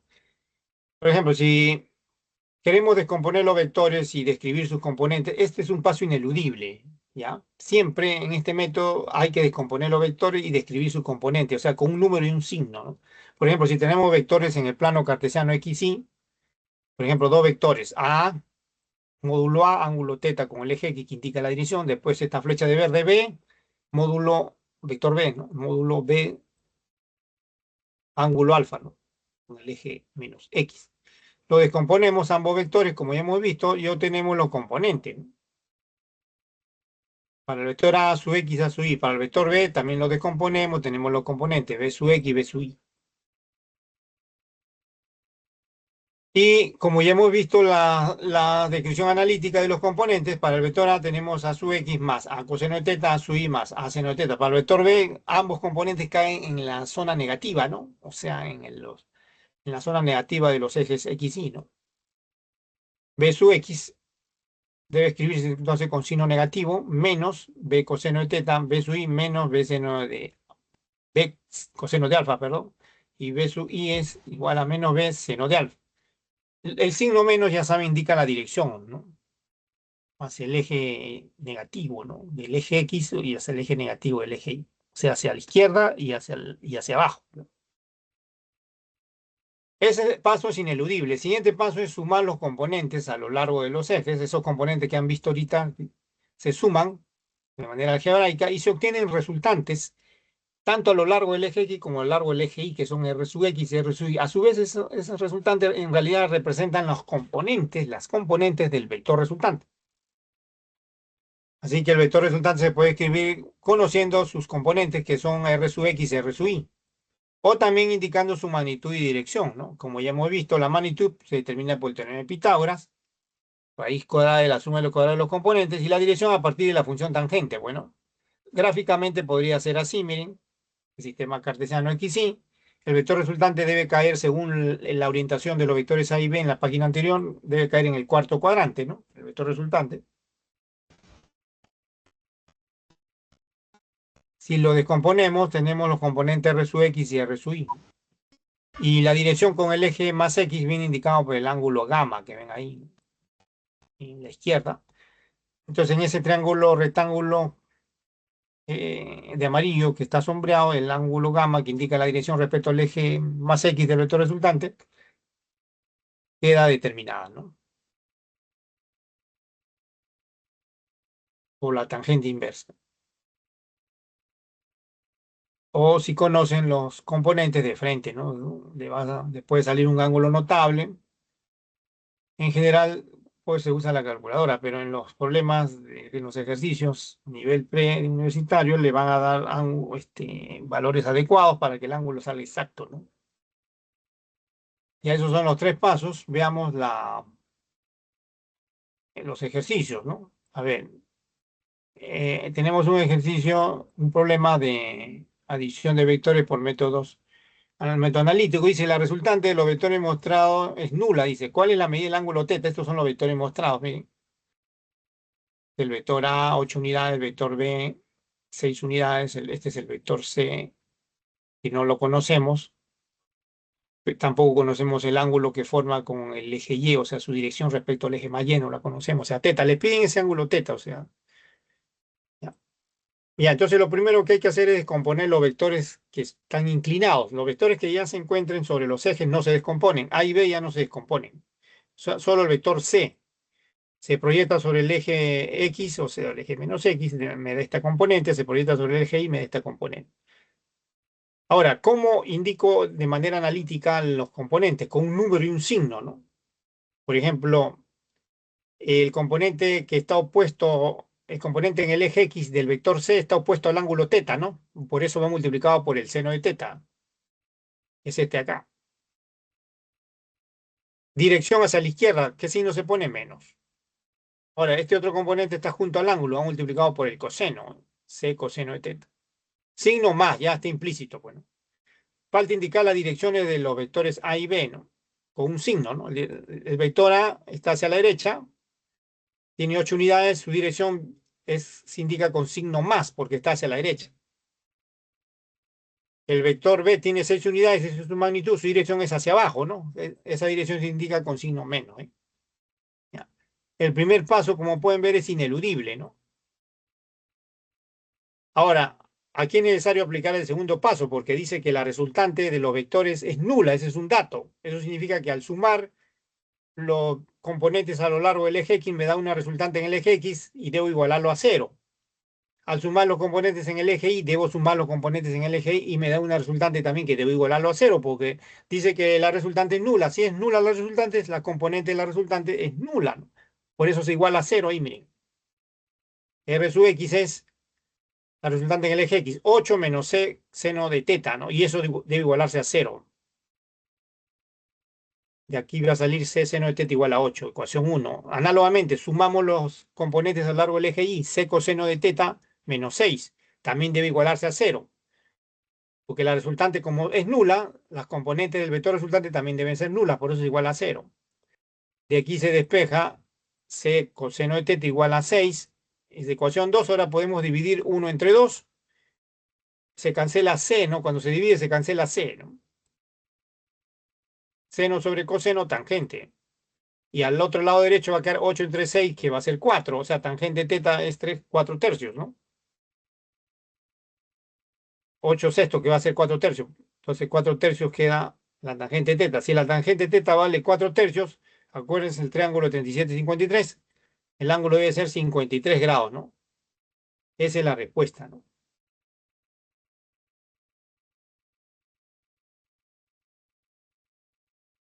Esa es la respuesta.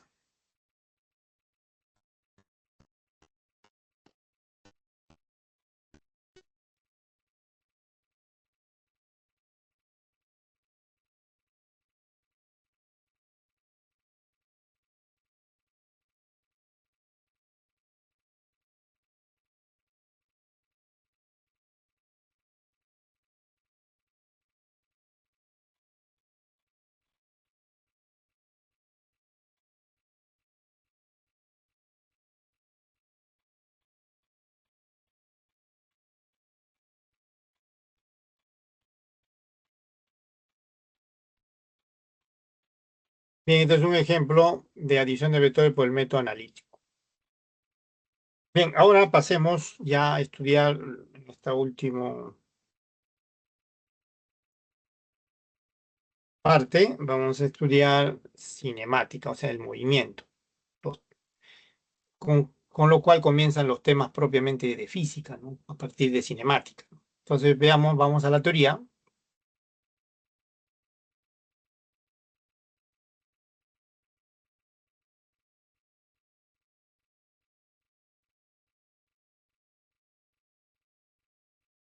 En cinemática vamos a estudiar en esta primera semana el movimiento rectilíneo uniforme y después el movimiento rectilíneo uniformemente variado, ¿no?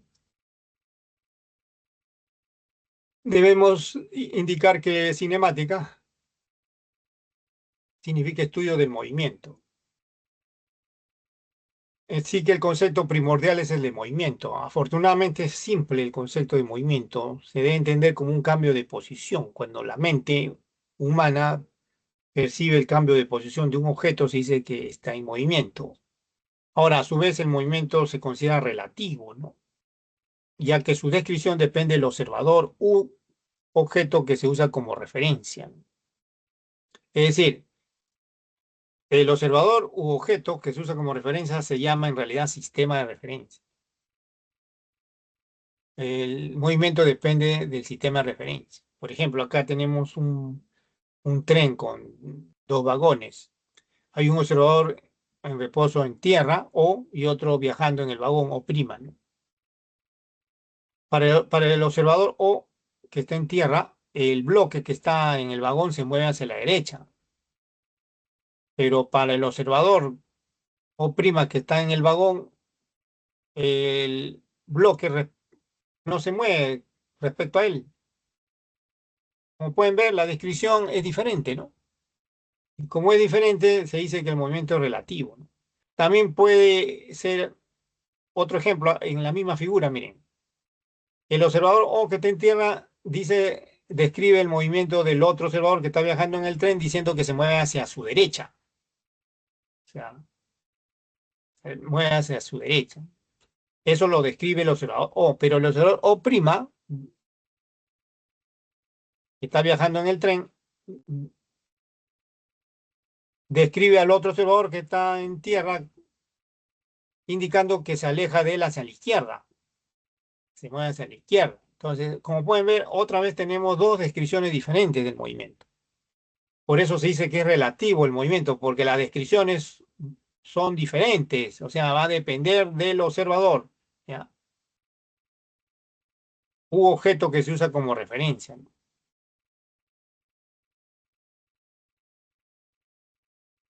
Y eso se llama sistema de referencia, ese es el primer concepto que vamos a estudiar en cinemática, sistema de referencia. En teoría, o sea, para simular el movimiento, el sistema de referencia es un sistema de coordenadas, ¿ya? Asociado a un observador u objeto. Y eso va a servir como herramienta, vuelvo a repetir, para simular el movimiento. El sistema de referencia real es el observador o cualquier objeto, ¿no? Entonces, si se reemplaza el observador por un sistema de coordenadas x, y o x, y, z en tres dimensiones y se quiere describir el movimiento de un objeto o de un acontecimiento, una bomba o un objeto que explota, ¿no? No puede describir el movimiento de cada uno de los fragmentos en la cual se divide, ¿no? No solo puede describir el acontecimiento, el evento, sino también el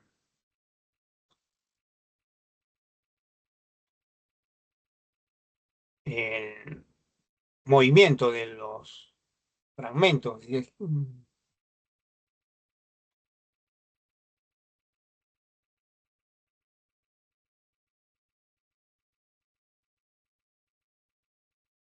Otro concepto es el de vector de posición, se acostumbra a denotar con la letra R minúscula.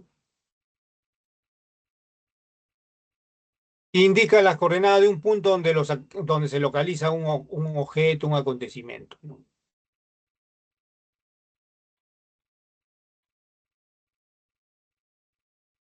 Se dibuja desde el origen de coordenadas.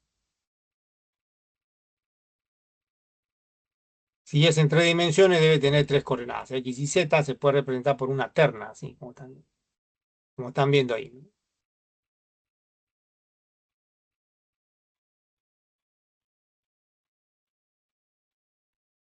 Otro concepto es el desplazamiento, ¿no? La cantidad vectorial que indica el cambio de posición. Tenemos una pista y queremos simular el movimiento de un auto en una pista. Utilizamos un eje de referencia, el eje X. Se va a hacer el eje de referencia, el sistema de referencia.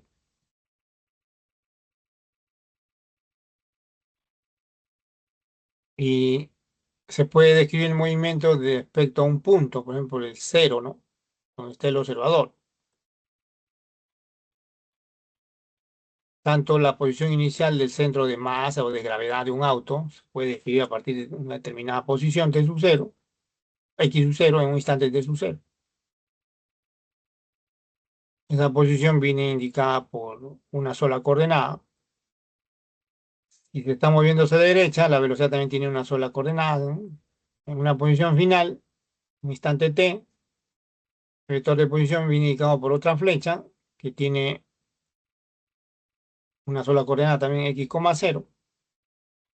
¿Y qué ha ocurrido? Lo que ha ocurrido es que en este intervalo de tiempo t menos t sub cero, o sea, nota con delta de t, el auto se ha desplazado, como indica la flecha de rojo, de la posición inicial x sub cero hasta la final x. Y también tiene una componente, porque el movimiento es a lo largo de un eje nada más. Así que la componente del desplazamiento en la dirección del eje X se define así como la posición X final menos la posición X inicial, y eso también se denota con la letra griega delta, ese triangulito, una letra griega que se llama delta, representa la componente. La unidad es el metro, por supuesto. Otro concepto básico es el de la velocidad media. Esta palabra media se refiere a que la velocidad se define en un intervalo de tiempo. ¿Cómo se define? Como un cambio de posición sobre intervalo de tiempo, o sea, x menos x sub 0, que es delta de x, es la notación, t menos t sub 0, el intervalo de tiempo que se denota delta de t, la unidad, metro por segundo. Ojo, esa rayita arriba que está encima de la letra v, o sea, la velocidad, es para indicar que la velocidad es media, ¿no? Es una definición general esto que ven ahí, ¿no? No solo para el movimiento unidimensional a lo largo del eje X, para cualquier tipo de movimiento vale esta definición, ¿no?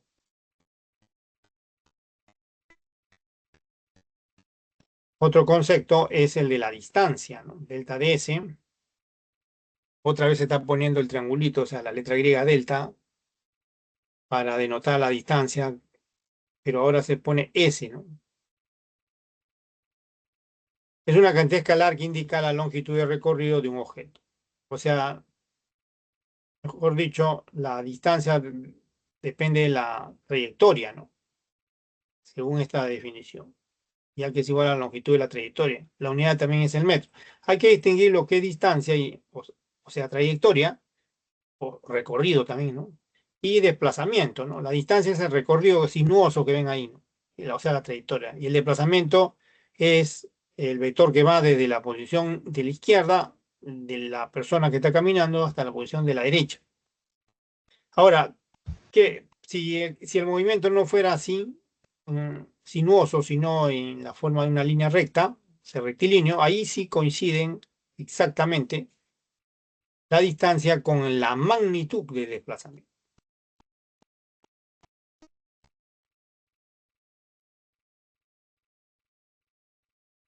Otro concepto es el de rapidez media.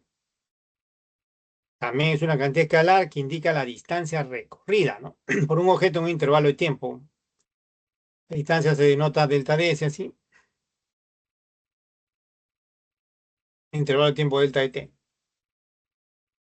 Y es una cantidad escalar. También la unidad es la misma que la velocidad, pero la rapidez es una cantidad escalar.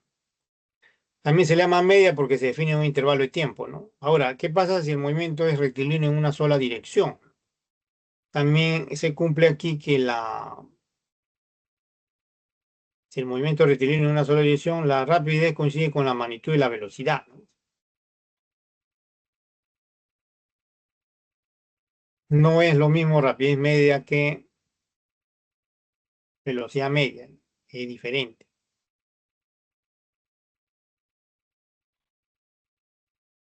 No solo porque uno es un vector y el otro es un escalar, sino físicamente, ¿no?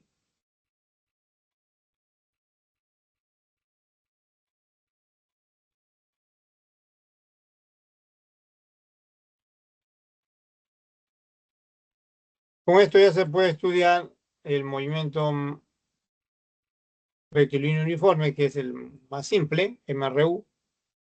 Este movimiento se caracteriza por el hecho de que el móvil realiza cambio de velocidad iguales en intervalo de tiempo, cambio de posición igual, o sea, desplazamientos iguales en intervalo de tiempo es igual. Eso significa que la condición para que tenga un cuerpo MRU es que la velocidad media sea una constante V, como se está poniendo ahí, ¿no?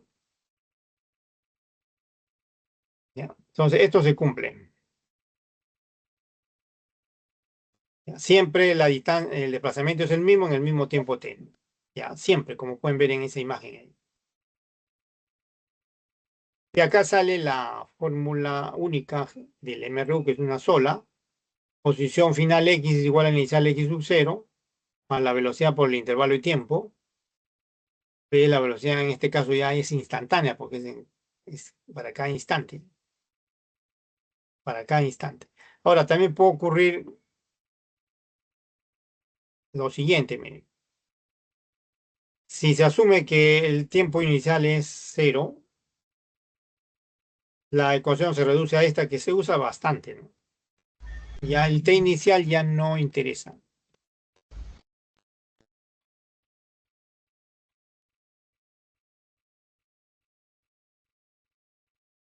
No sé si tenemos ejemplo ya.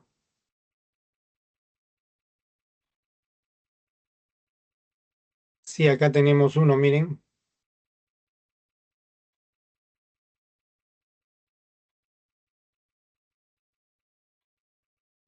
de MRU. Dice, las posiciones de los móviles A y B están descritas por las ecuaciones ahí, x sub a menos 8 menos 2t, x sub b 4 más t, ¿no? Determina el tiempo que tardan los móviles en estar separados 15 metros. Bien, pueden ser, por ejemplo, los móviles pueden ser dos ciclistas. Ciclista A se mueve hacia la izquierda, posición inicial menos 8, velocidad constante menos 2 metros por segundo. Ciclista B se mueve hacia la derecha, velocidad, según la ecuación, es 1, porque ahí donde dice t, 4 más t, el coeficiente t es 1, ¿no? Más 1 metro por segundo. Posición inicial 4. Están pidiendo el tiempo en que están separados 15 metros. ¿Ahí cuánto están separados? Ahí del 0 al 4 y 4 metros, del 0 al menos 8 es 8 metros, o sea, 12 metros. Cuando estén separados 15 metros le piden el tiempo. Entonces, para que estén separados 15 metros se debe cumplir que la diferencia de posiciones del ciclista B menos el ciclista A, o sea, la distancia, mejor dicho, entre la posición del ciclista B y la posición del ciclista A, para que estén separados 15 metros, esa distancia se expresa así, ¿no? Pues esta diferencia debe igualarse 15 metros. Ahora se reemplazan las ecuaciones de B, que es 4 más T, y de A, que es menos 8 menos 2T. Acá va a salir 3T, ¿no? Más 2 igual a 15, T sale un segundo, ¿ven? Y esa es la respuesta. En un segundo van a estar separados 15 metros.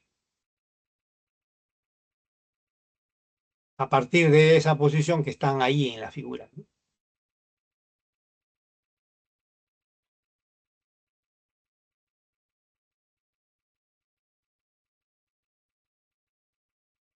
Ahora, sigamos avanzando, veamos lo último ya, el MRV, el otro tipo especial de movimiento rectilíneo. En este caso, lo que es constante es la aceleración, ¿no? Así que debemos partir del concepto de aceleración media. Ya saben, esa palabra media significa que se define un intervalo de tiempo. Y es una cantidad vectorial. Nuevamente imaginamos una pista recta y lo simulamos el movimiento en la pizarra, en la pantalla de la computadora. Para ello dibujamos como sistema de referencia el eje X simulando la pista. La posición respecto a la cual se va a describir el movimiento es el cero, ¿ya? Donde está el observador, ¿no? Entonces, el observador va a describir en un instante dado, a partir de un instante dado, que el centro de gravedad del auto está en la posición X sub 0 Esa se llama posición inicial en el instante t sub 0 y que tiene una velocidad inicial, ¿no? A lo largo del eje X, v sub 0. Después de un instante posterior va a estar en otra posición final, llamamos t, le ponemos más final a esa posición y tiene otra velocidad. Entonces, ¿qué ha ocurrido? Lo que ha ocurrido es que en este intervalo de tiempo, t menos t sub 0, o sea, delta de t, el auto ha cambiado de velocidad y por consiguiente se dice que tiene aceleración. Vamos a suponer que la flecha de la aceleración tenga ese sentido. Entonces, esa aceleración se llama aceleración media, ¿no? La cual se define como cambio de velocidad entre intervalo de tiempo.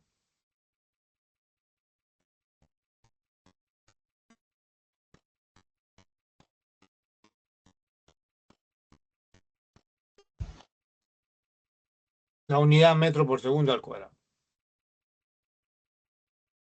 De aquí de aquí hay dos observaciones. Una se refiere al movimiento acelerado, que significa aumento de la magnitud y la velocidad de la rapidez, ¿no? Como la moto que ven ahí. Aumentando la rapidez, se va distanciando más. O movimiento desacelerado, que significa disminución de la rapidez, ¿no? La moto va disminuyendo su rapidez y se va cortando la distancia entre dos posiciones consecutivas, ¿no?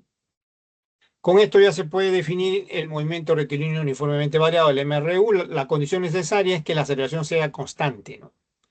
Como es constante, entonces la aceleración media es igual a una constante A cualquiera, y eso se cumple, pues, para cualquier ejemplo que tengamos, ¿no? Por ejemplo, aquí de un auto que se desplaza hacia la izquierda, en cada segundo incrementa su velocidad en 10 metros por segundo.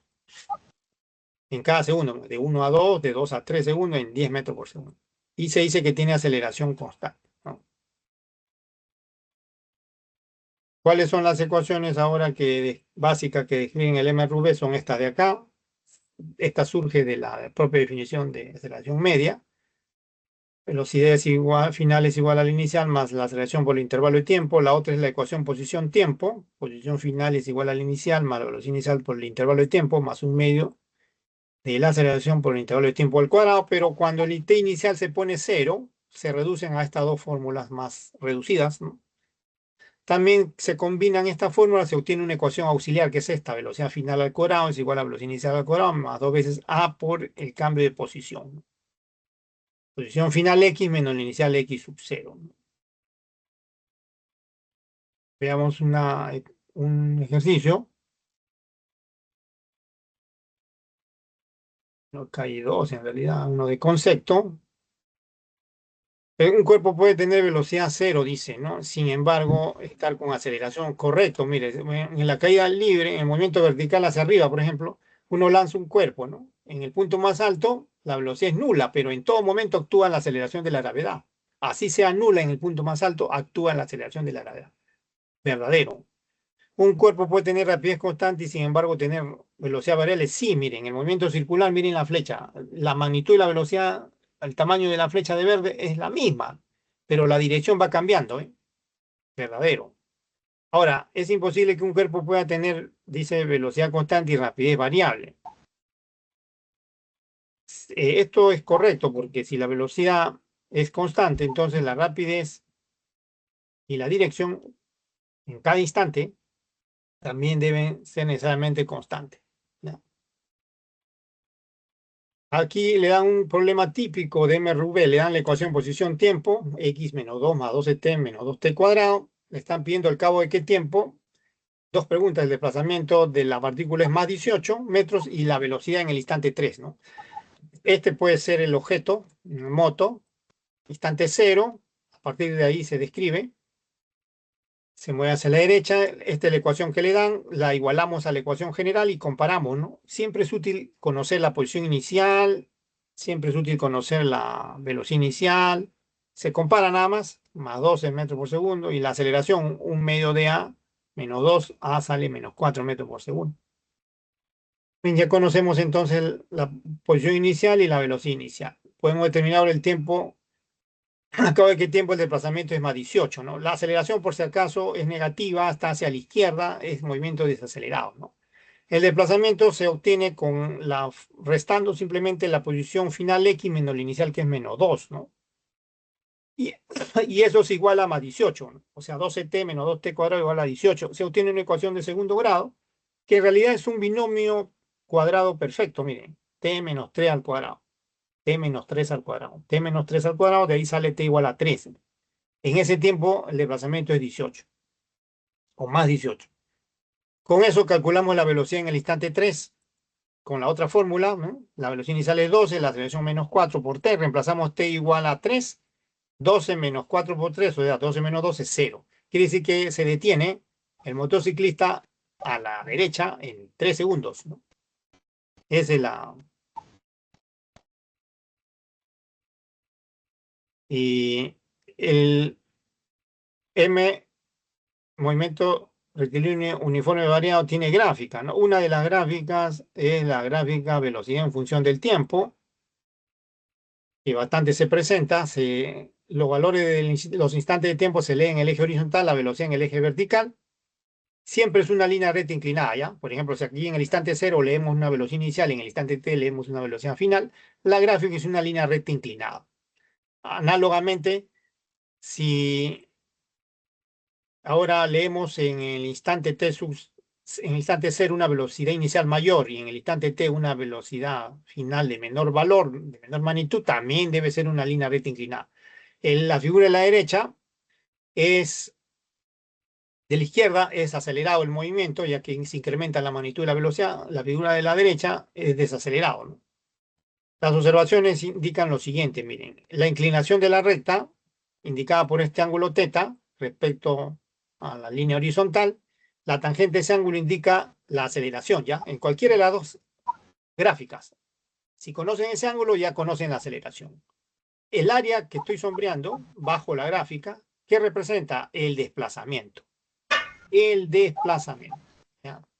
Y vamos a un ejemplo de esto, es el siguiente.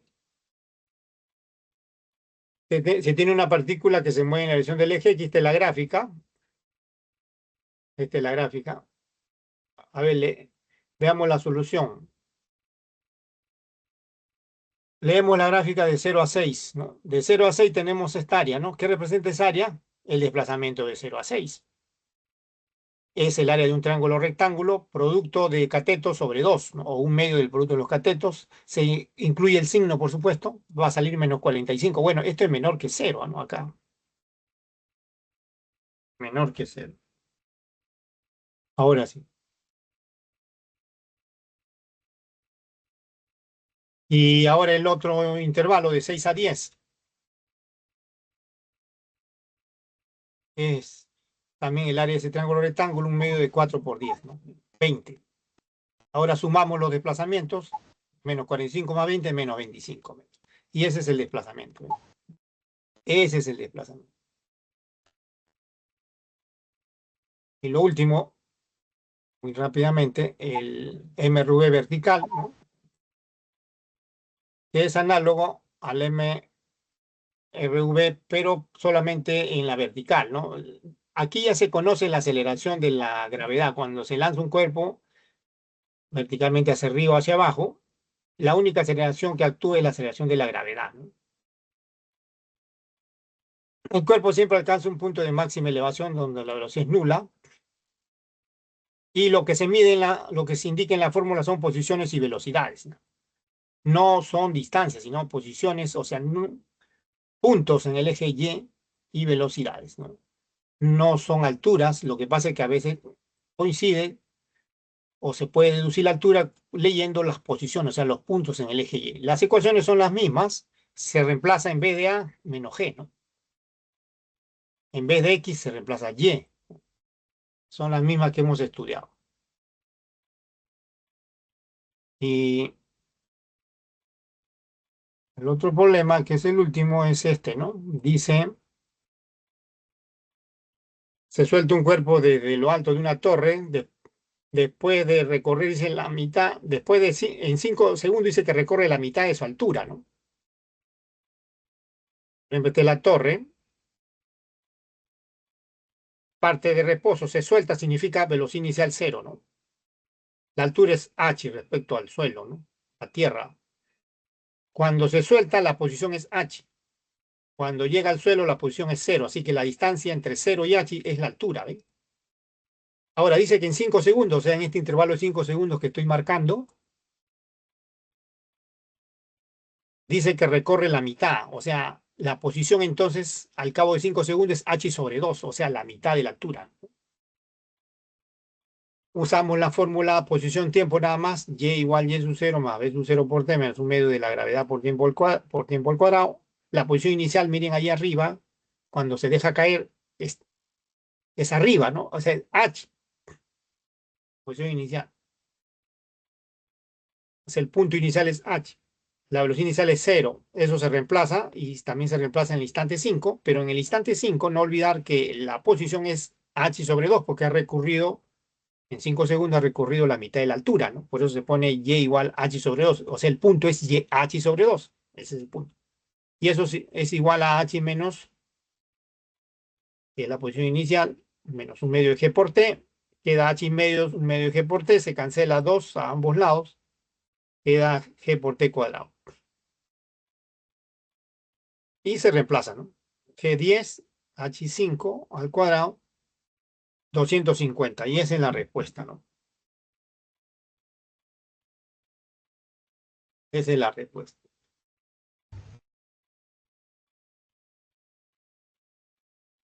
A ver, rápidamente las claves, ¿ya? Ejercicio propuesto. La 1 es la E. 1 es E. Están mirando, ¿ya? 1 es E. 2 es A. 2 es A. 2A. 3, la 3 es A también. La 3 es A. La 4 es A también. 4A. 5, A también. La 5 es A, ¿ya?